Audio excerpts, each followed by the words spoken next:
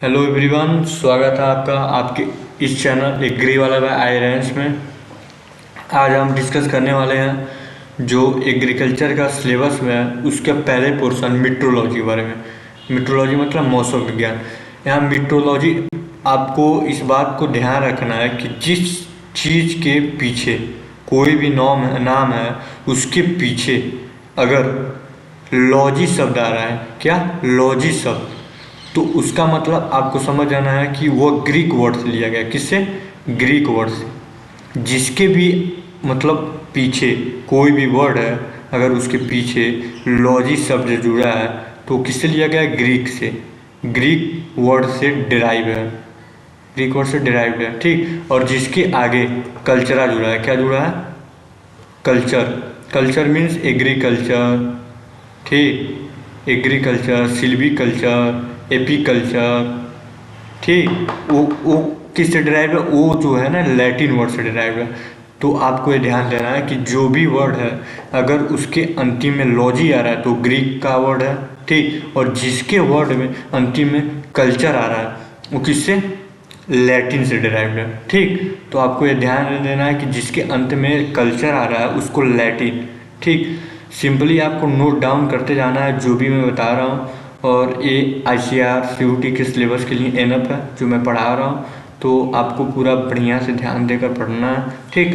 तो अब देखना कि आपको मीट्रोलॉजी मतलब मीट्रोलॉजी कहना क्या चाह रहा है। मीट्रोलॉजी मीन्स जो मौसम का अध्ययन, यानी कि लॉजी दो शब्द से मिलकर बना है, ग्रीक भाषा के दो शब्द से मिलकर बना है, ठीक। Metros plus logy. Metros means जलवायु और मौसम से संबंधित सभी घटनाएं, ठीक। Metros plus logy. Metros means जलवायु मौसम से संबंधित जो भी घटनाएं हैं उनका अध्ययन जो है वो मेट्रोलॉजी कहलाता है, ठीक। और लॉजी किससे मिला? लॉजस से। लॉजस मीन्स अध्ययन, टू स्टडी। मतलब मेट्रोलॉजी माने मौसम से संबंधित जो भी घटनाओं का अध्ययन किया जाता है उसको मेट्रोलॉजी किया जाता है, ठीक। अब आपको देखना है WMO क्या है। तो WMO जो वर्ल्ड मीट्रोलॉजी ऑर्गेनाइजेशन है, ठीक। वर्ल्ड मीट्रोलॉजी ऑर्गेनाइजेशन, इसका जो संस्थान है वो जिनेवा स्विट्जरलैंड में। कहाँ है? जिनेवा स्विट्जरलैंड में, ठीक। और उसके बाद से एक भारत में जो मीट्रोलॉजी का अध्ययन के बारे में बताता है कि क्या पूर्वानुमान है, उसका जो इंडियन मेट्रोलॉजी डिपार्टमेंट, उसकी जो संस्थान है पुणे महाराष्ट्र में है। और उसका जो स्थापना हुआ था 1875 में हुआ था, ठीक। और इंडियन एग्रीकल्चर मेट्रोलॉजी डिपार्टमेंट की स्थापना 1932 में न्यू दिल्ली में। देखिए इंडियन एग्रीकल्चर मेट्रोलॉजी डिपार्टमेंट जो है उसका वर्क ये है कि कैसे डिटरमाइन करें कि क्या चेंजेस होने वाली है मौसम में, क्या होने वाली है, क्या नहीं होने वाली है। कैसे फार्मर को हम बताएं कि मतलब किस समय उनको फसल लगाना है, क्या करना है तो उनको बढ़िया मतलब उपज होगा और वगैरह वगैरह। तो ये जो है ना Indian agriculture metrology department farmers और जो उनके मतलब बताता है कि एग्रीकल्चर में मेट्रोलॉजी का उपयोग, ठीक। अब है आपका मेट्रोलॉजी का जो सिलेबस आगे है वो वेदर मीन्स मौसम। मौसम means what is means of weather. तो वेदर क्या? अगर किसी समय पे, ठीक, एक निश्चित समय है उसमें वायुमंडल की दशाएं आकस्मिक घटना है। मतलब अगर आप देखिए आप जिस एरिया में रहते हैं उधर एक बैग बारिश आ गई, ठीक, एक बैग कुछ ऐसा घटना, हवा आ गया, आंधी आ गया, तो क्या है? मौसम है। यानी कि एक्सीडेंटल जब चीज़ होता है आकस्मिक घटना को उसको क्या कहते हैं? मौसम कहते हैं। ये जो मेनली होता है एक छोटे से क्षेत्र में बहुत कम समय के लिए, आपको बताया हूँ कि मतलब आकस्मिक मतलब बहुत जल्दी बहुत कम समय के लिए हो, ठीक, तो उसको क्या कहते हैं? मौसम कहते हैं। जैसे एक दिन, एक सप्ताह, एक माह के लिए, ठीक। और उसके बाद जलवायु, क्लाइमेट, ठीक। इसका मतलब क्या है? जब किसी जगह पे, ठीक, वायुमंडल की जो दशाएं हैं बृहद काल के लिए बनी जाती है। बृहद काल मीन्स मतलब 2 महीने, 3 महीने, 4 महीने, 6 महीने, उसको क्या कहते हैं? जलवायु कहते हैं। जैसे कि क्या? जैसे जलवायु में आपका विंटर, ठीक, ये सब क्या है? मतलब कई महीने तक बना रहता है तो उसको जलवायु कहते हैं। और उसमें जलवायु के जो टाइप्स हैं 2 प्रकार होते हैं, ठीक। यानी कि माइक्रो क्लाइमेट और मैक्रो क्लाइमेट। माइक्रो क्लाइमेट क्या होता है? जो पृथ्वी के जो निकटवर्ती है जिसमें पौधे जंतु निवास करते हैं उसको क्या कहता है, व्यष्टि जलवायु या सूक्ष्म जलवायु यानी कि माइक्रो क्लाइमेट कहा जाता है।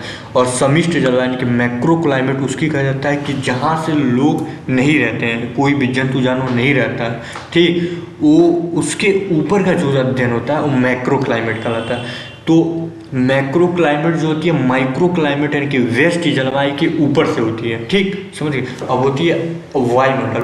वायुमंडल मतलब एटमोस्फियर। वायुमंडल क्या है, तो मतलब हम जो हैं, आदमी जो है, कोई भी जानवर है जिससे घिरा हुआ है, ठीक, अपने आसपास जिन हवाओं का गोले से जिससे घिरा हुआ उसका तो वायुमंडल कहते हैं। तो वायुमंडल की जो औसत ऊंचाई होती है समुद्र तल से 1600 किलोमीटर होती है। कितना, समुद्र तल से 1600 किलोमीटर। और जो वायुमंडल की ऊंचाई होती है वो वायुमंडल की जो ऊंचाइयाँ होती हैं, आप जब जाएंगे किसी भी रेलवे स्टेशन पे, ठीक, तो एक रेलवे स्टेशन पे आप गए होंगे तो देखे होंगे कि वहाँ पे एक किनारे अंकित रहता है कि यहाँ समुद्र तल से इसकी ऊंचाई इतना है, ठीक।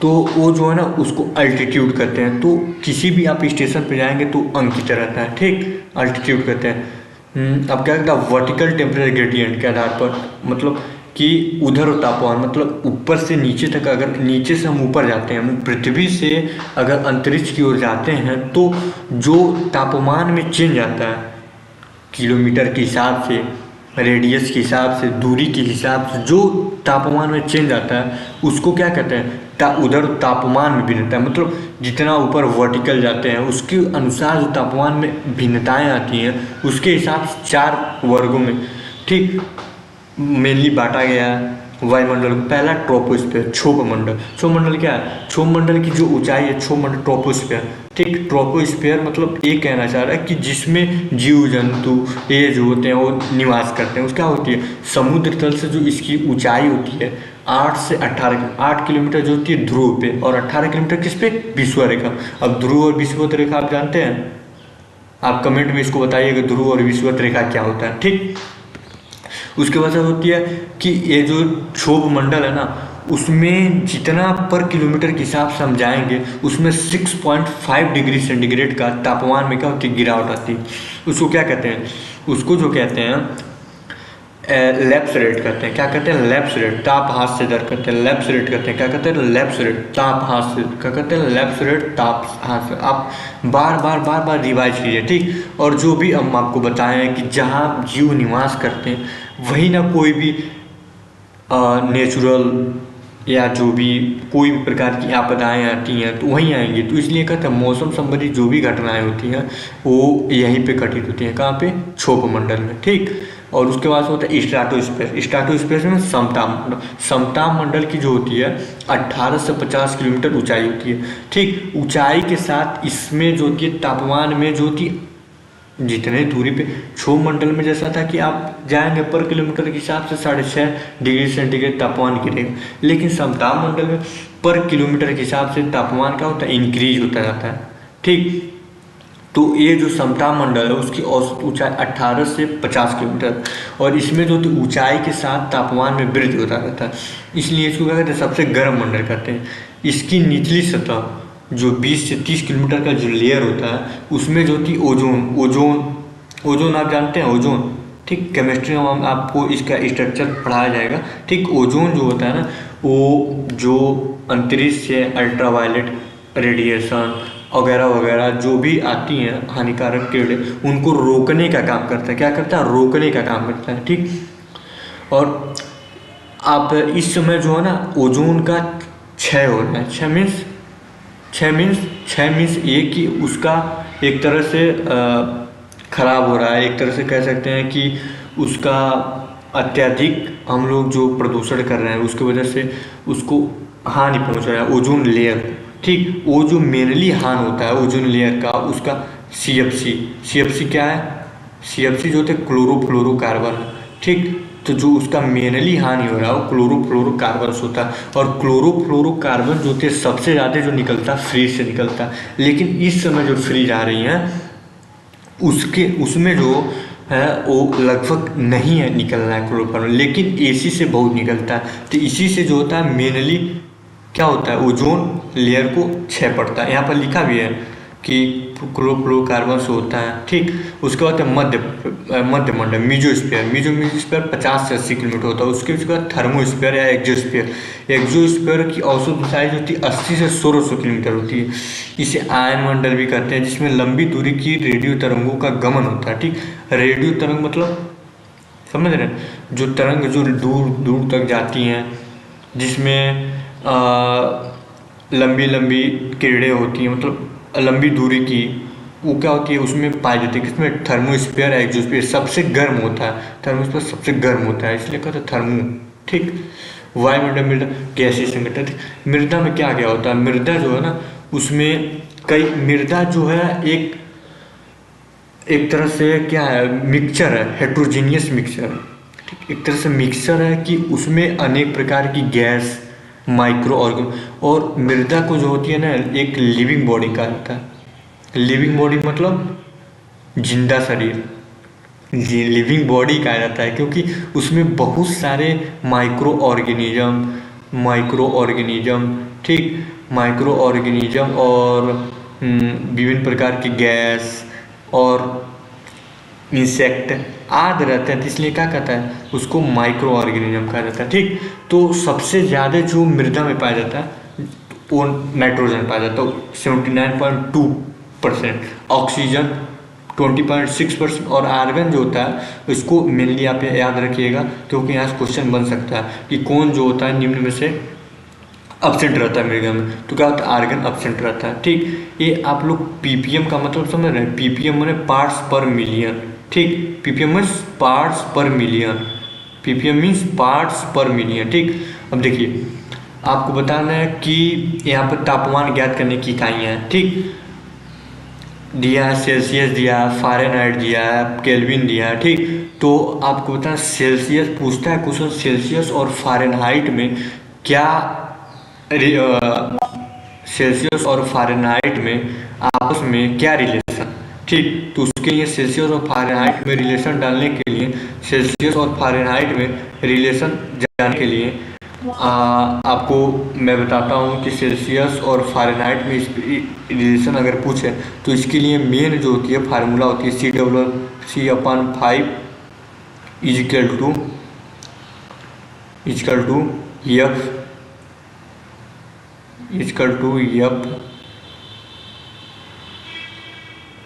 F माइनस 32 C/5 बराबर F माइनस 32/9। और इससे जो होता है ना, आप क्या कर सकते हैं, फ़ारेनहाइट को सेल्सियस में चेंज कर सकते हैं और सेल्सियस को फ़ारेनहाइट में, ठीक। जैसे सेल्सियस में 37 डिग्री दिया हो तो आपको फ़ारेनहाइट फाइंड कर देंगे, और फ़ारेनहाइट में 98 डिग्री दिया हो तो आप सेल्सियस, ठीक। तो सेल्सियस और फ़ारेनहाइट के बीच में ये संबंध हो। अब पूछता है वो कौन सा टेम्परेचर है जिसमें सेल्सियस और फ़ारेनहाइट दोनों में टेम्परेचर समान रहता है, ठीक। तो वो जो होता है -40 डिग्री सेंटीग्रेड होता है। क्या होता है, -40 डिग्री सेंटीग्रेड होता है। क्या होता है, -40 डिग्री होता है, जो सेल्सियस और फ़ारेनहाइट में क्या होती है, सेम होता है, ठीक। केल्विन के बराबर C+273, यहाँ से केल्विन को सेल्सियस को केल्विन में, केल्विन को सेल्सियस में क्या चेंज कर सकते हैं, ठीक। और तापमान ज्ञात करने के लिए जो विभिन्न प्रकार के इम्प्लीमेंट हैं, यंत्र हैं, वो निम्न है। पहला मैक्सिमम थर्मोमीटर, यानी कि अधिकतम तापमापी, ठीक। ये जो होती है कांच का बना होता है, मरकरी। और ये जो होती है दिन में अधिकतम जो मैक्सिमम थर्मोमीटर होता है उससे तापमान 2 बजे ज्ञात किया जाता है।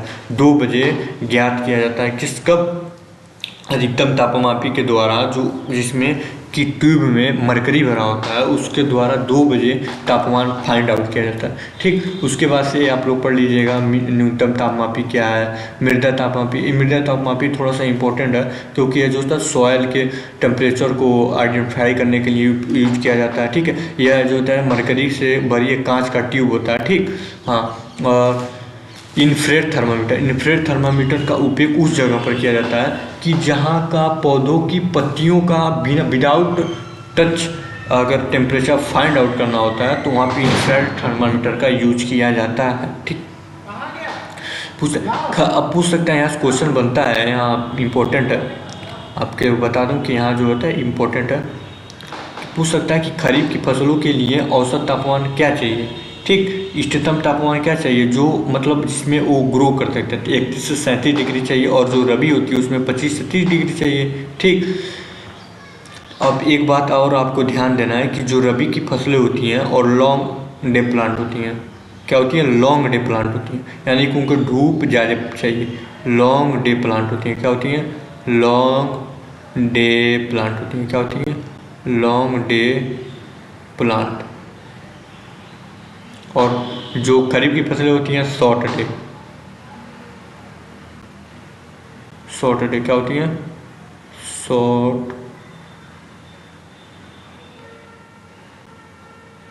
शॉर्ट डे प्लांट होते हैं, ठीक। चिलिंग इंजरी क्या होता है, चिलिंग इंजरी मतलब 0 से 4 डिग्री सेंटीग्रेड ऊपर को जो क्षति होता है वो चिलिंग इंजरी कहते हैं। फीलिंग क्षति या पाला पड़ना, पाला पड़ना, देखिए अब यहाँ पूछ सकता है पाला को नियंत्रित कैसे करते हैं, तो पाला को नियंत्रित करने के लिए कैसे, टाटियाँ बांधते हैं, धुआं करते हैं, ठीक। लेकिन मेनली जो पूछता है H2SO4 का प्रयोग, H2SO4 का प्रयोग से क्या कर, सॉरी गलत हो गया, यहाँ पर आपको लिख दे रहा हूँ H2SO4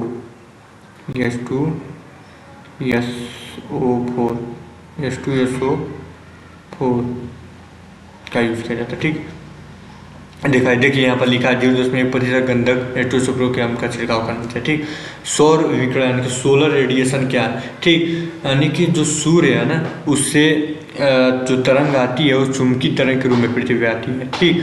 और सौर स्थिरांक, सोलर कॉन्स्टेंट, सूर्य से वायुमंडल में लगातार जो अधिकतर विकिरण आती है जिसका मान 194 किलो कैलोरी वर्ग सेंटीमीटर होता है, ठीक।